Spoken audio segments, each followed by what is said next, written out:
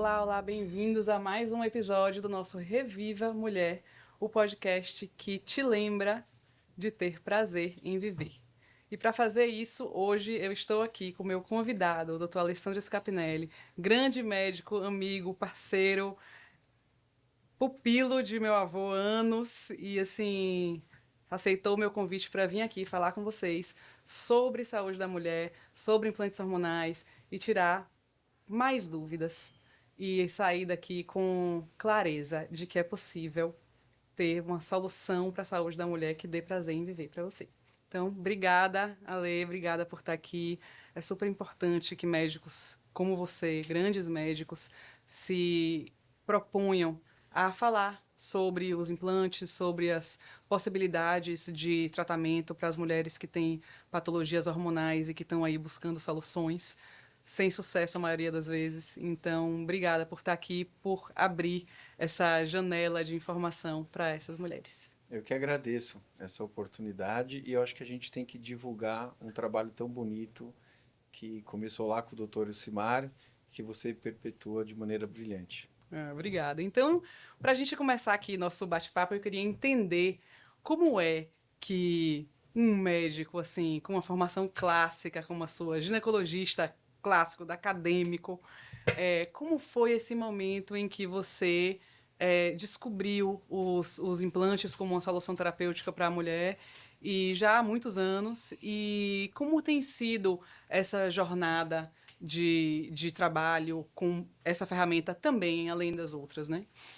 Então, Manu, tudo começou em 2006. Eu tive a oportunidade de assistir pela primeira vez ao vivo o Dr. Elcimar falar em Belo Horizonte e eu fiquei encantado, né? O jeito que ele falava da saúde da mulher, o jeito que ele apresentou o Nestorone, a gestrinona, os implantes hormonais, e foi a primeira vez que eu tive essa percepção de que a gente poderia usar, como você mesmo falou, uma nova ferramenta para cuidar das nossas pacientes.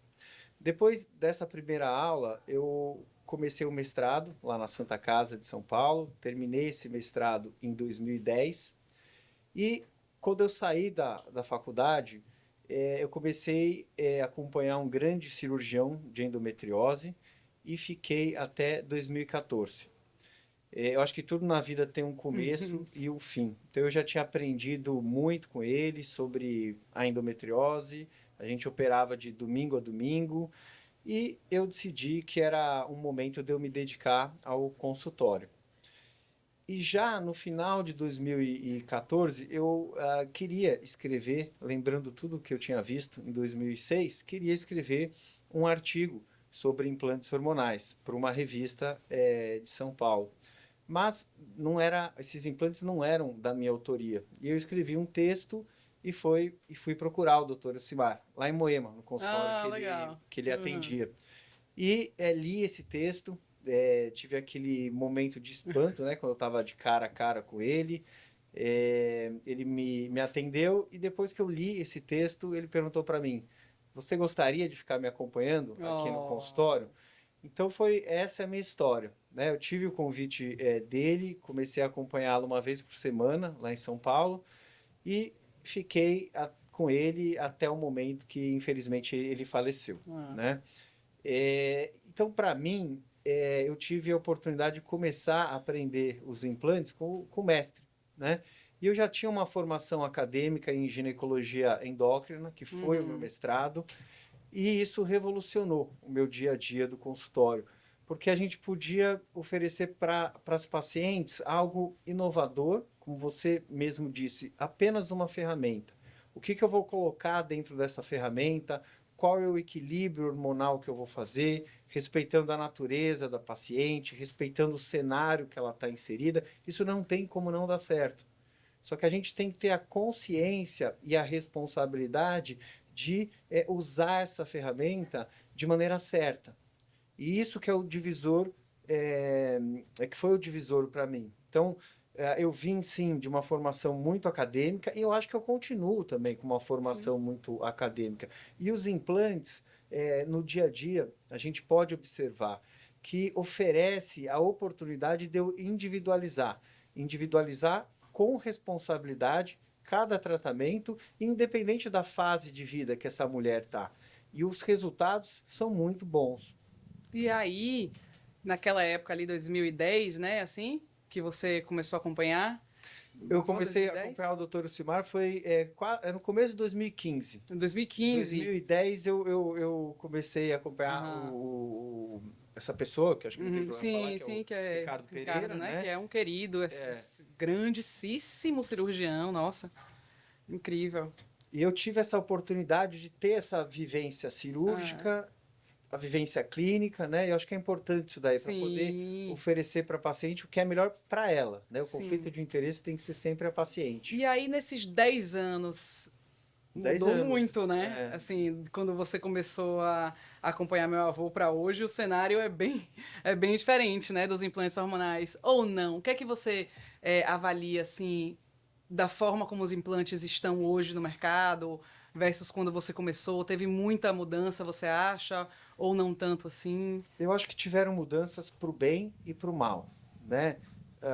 Infelizmente, alguns colegas utilizam essa ferramenta hormonal para fins lucrativos, né? Eu acho que toda profissão tem que ter como consequência o ganho financeiro, Sim. mas isso tem que ser consequência de um trabalho que você faz, com ética, com responsabilidade.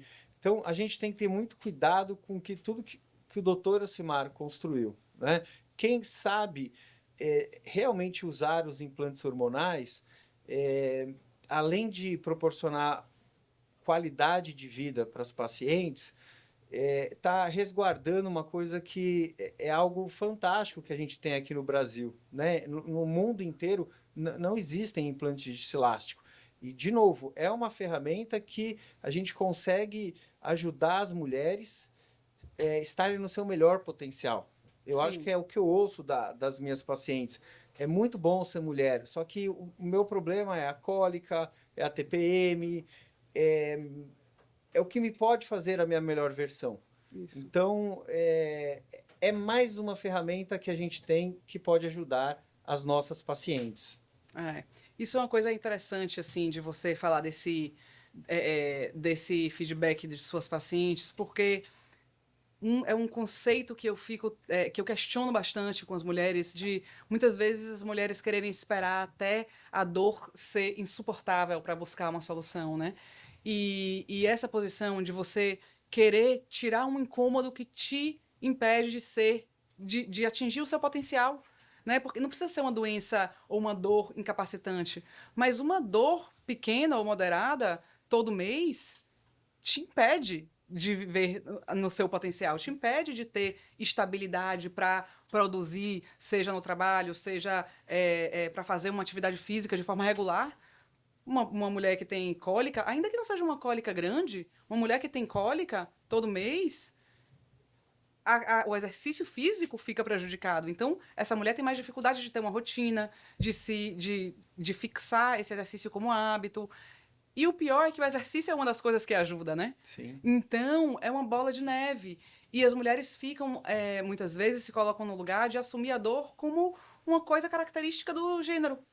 Né? Porque mulher, isso é da mulher, né? Toda mulher sente dor, faz parte, e não faz parte, não deveria fazer parte, né?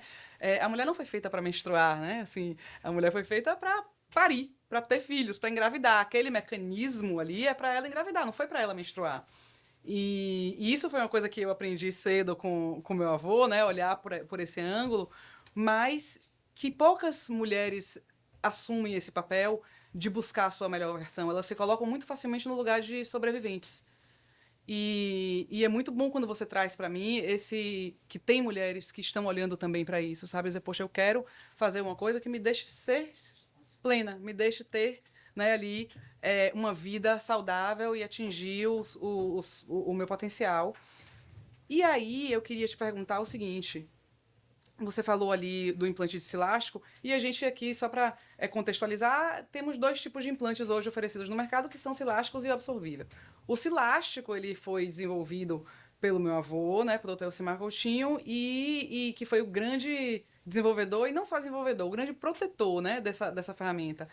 E que é amplamente difundido, mas mais recentemente os absorvíveis ganharam um protagonismo grande no mercado, e eu acho que tem muita confusão em relação aos dois, muitas vezes, inclusive, botando os dois como coisas iguais, né? Assim, como se fosse a mesma coisa.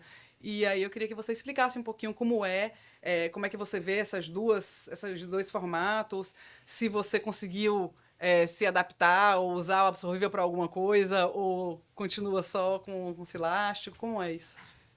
São veículos, né, que dentro vai ter alguma substância que eles são completamente diferentes.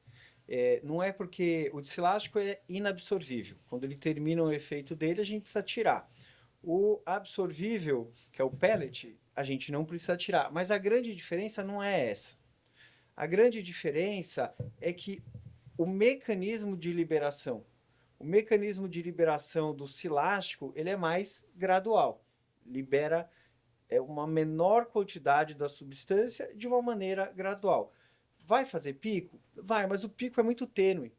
Já o de absorvível, que é o pellet, ele libera mais rápido e Uhum. faz um pico maior. Eu, na minha prática clínica, eu utilizo os dois. Só que eu preciso ter muita consciência da substância que está dentro. Será que um hormônio, que na verdade, uma medicação sintética, que é a gestrinona, que tem inúmeras indicações, e quando usada com responsabilidade, ela é muito bem aceita pela paciente, no sentido de proporcionar qualidade de vida, será que a gestrinona é seguro colocar num pellet, que vai ser liberado mais rápido, e se tiver algum efeito colateral, eu não consigo retirar? A resposta Uhum. é não.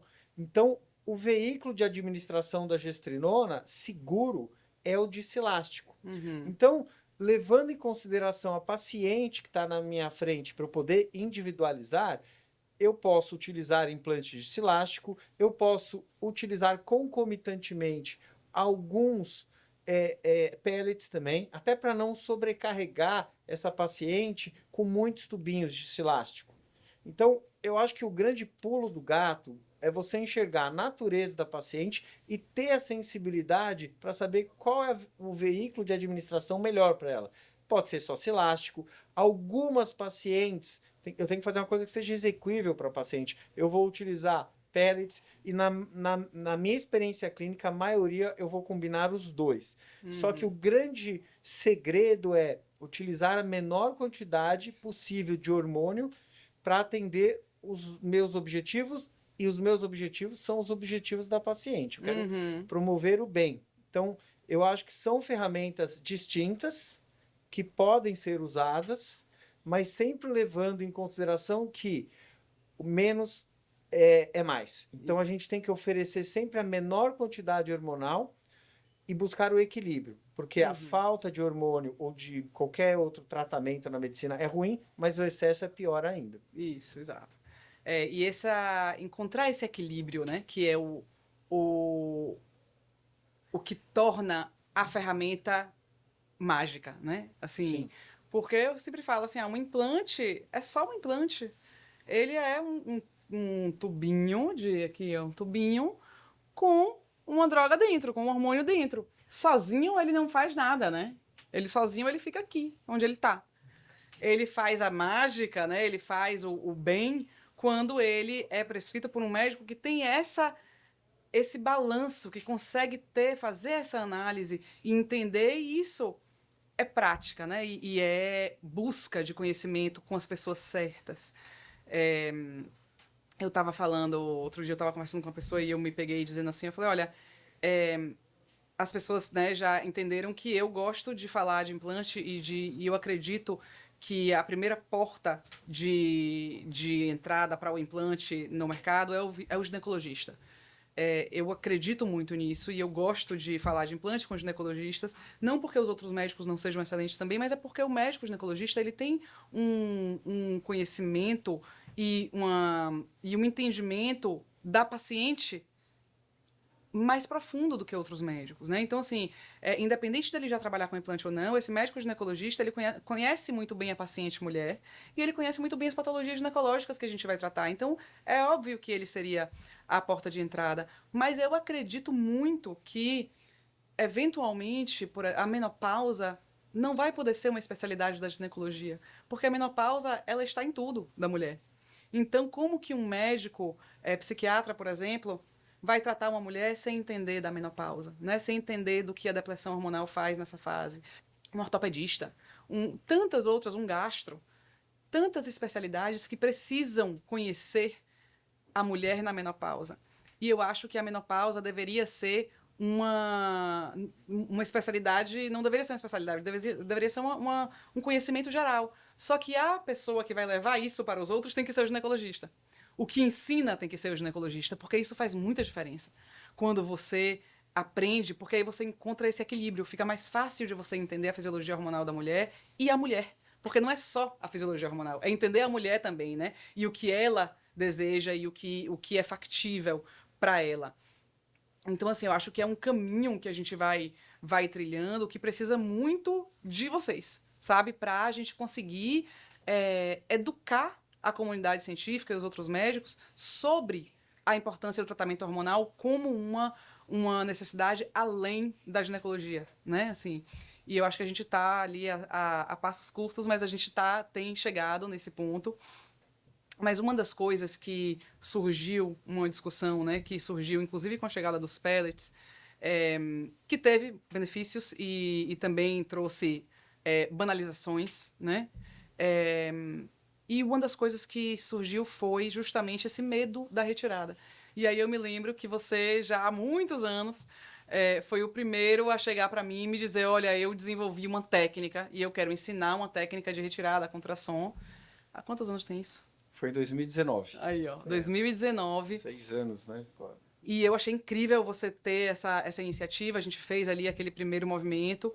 E eu queria saber, assim, de você, como é que você chegou nesse lugar de desenvolver essa técnica? Como é a retirada na prática mesmo, na prática clínica, no dia a dia? Se você acha que isso é uma coisa que a gente consegue, é uma objeção que a gente consegue superar para poder continuar oferecendo o cilástico para as pacientes? Ou você, às vezes eu fico com medo dos médicos irem para o absorvível como se fosse a mesma coisa, sabe? Porque não tem que retirar, isso é um medo que me assombra, às vezes. Muitos colegas, eles estão indo para os absorvíveis porque não sabem retirar os discilástico. Isso é um problema, um grande problema, porque, como eu falei, algumas pacientes vão se beneficiar dos pellets, mas outras não vão se beneficiar. Elas não suportam, independente da matéria-prima que está sendo colocada no pellet, fazer um pico hormonal muito grande, para algumas pacientes pode ser muito ruim. Em outros casos, a medicação só é segura no discilástico, porque tem que ser liberado bem devagarzinho. Então, em 2019, eu tinha uma paciente super querida, que eu já tinha operado ela de endometriose. Depois da cirurgia, eu tinha colocado um implante, um cilástico de nestorone. E essa paciente, ela já tinha embriões congelados e precisava transferir. Só que antes da transferência, eu tinha que tirar esse nestorone, porque o endométrio fica muito fino. E eu não consegui tirar esse nestorone. Era um só implante, eu não conseguia palpar, eu não conseguia saber onde que estava. E eu falei, nossa, eu preciso olhar com ultrassom e ver. E eu, embora eu seja ginecologista, eu não sou mastologista, então eu não tinha experiência, porque mastologista tem muita experiência com o probe linear. E eu não tinha experiência com isso, eu nunca tinha feito ultrassom na região glútea, então eu chamei um colega, que era o Paulo Cossi, para me ensinar essa experiência de ultrassom, e eu sabia já da técnica de retirada, e eu conciliei o ultrassom com a técnica que eu sabia. E nesses 6 anos, eu aprimorei muito isso. Muito, mudou muito. Então hoje no consultório, eu tiro todos os implantes, sem que seja uma violência.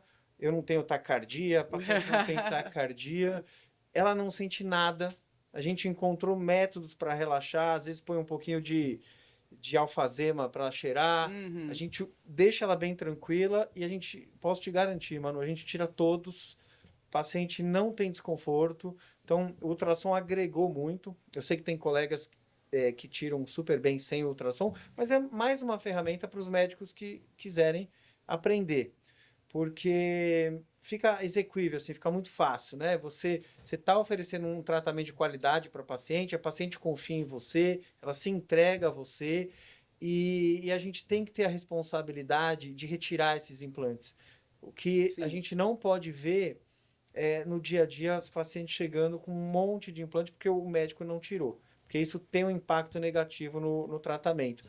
E se você me permite, no que você falou, a paciente ela se beneficia muito com o implante hormonal, porque é uma via muito boa para a gente prescrever os hormônios, né? Você estava falando de menopausa.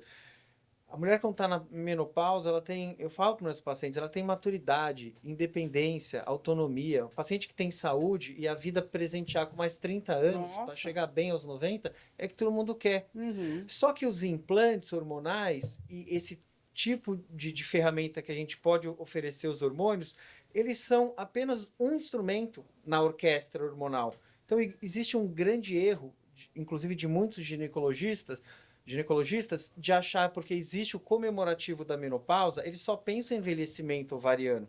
Então, o sucesso que eu comecei a ter com os implantes, ainda maior, foi quando eu comecei a enxergar a paciente realmente como uma orquestra hormonal e cuidar do sono, do intestino, porque o ovário ele não envelhece sozinho. Tudo no Sim. corpo da paciente tem a mesma idade.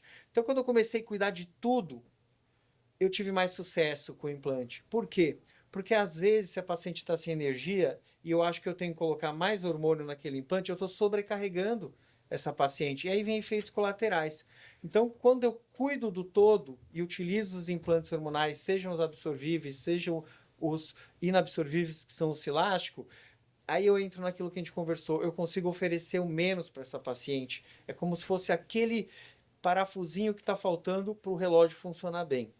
Então, a gente tem que ver, cuidar do ser humano, principalmente. Sim. E nesse contexto, quando você domina essa questão dos implantes, a coisa voa num sentido muito bom. Mas aí eu fico pensando, viu, para quem tá ouvindo a gente, assim, principalmente para os médicos que estão ouvindo, assim, deve pensar, meu Deus, mas como é que eu vou aprender tudo isso, né? Porque um médico de alguma especialidade, ele pode ser que seja um cardiologista que queira aprender sobre a reposição hormonal, porque ele já entendeu que uma coisa não vai sem a outra.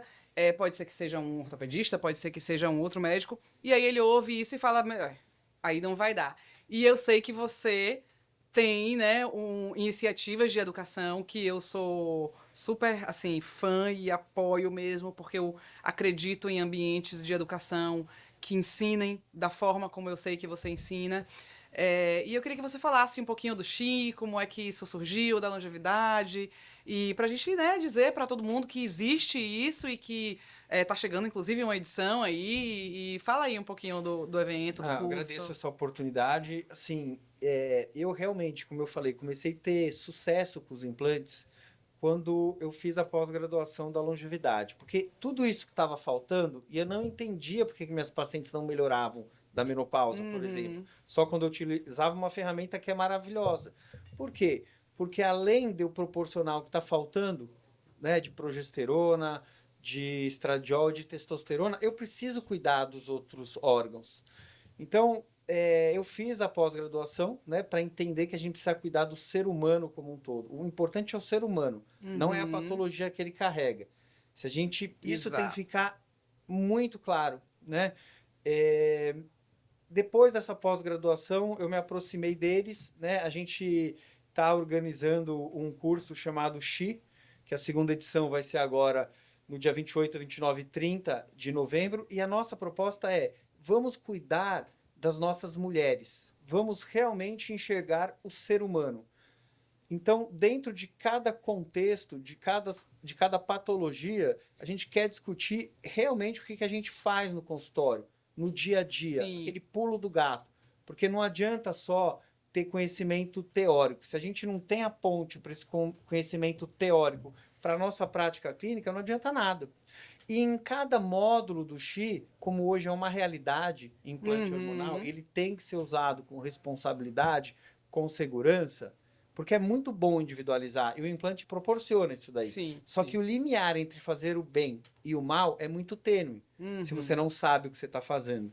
Então, no Xi, junto com a longevidade, cada módulo, a gente vai ter no final de cada módulo uma discussão de 1 hora, 1 hora e meia, 2 horas, e a gente vai procurar em cada módulo desse, por exemplo, na saúde cardiovascular, no lipedema, na endometriose, na TPM, na parte de mama, a gente vai inserir em cada módulo desse os implantes. Olha A gente que vai incrível. mostrar como é que a gente pode usar com consciência, responsabilidade. Eu acho que a gente é formador de opinião, todos nós, Sim, né? sim. Então a gente precisa abraçar. Existe um vácuo aí, né? Se a gente Sim. não abraçar e se a gente não tomar o controle das rédeas, outras pessoas vão tomar. E aí elas podem falar meia verdade ou inverdades em relação a uma ferramenta tão importante que são os implantes.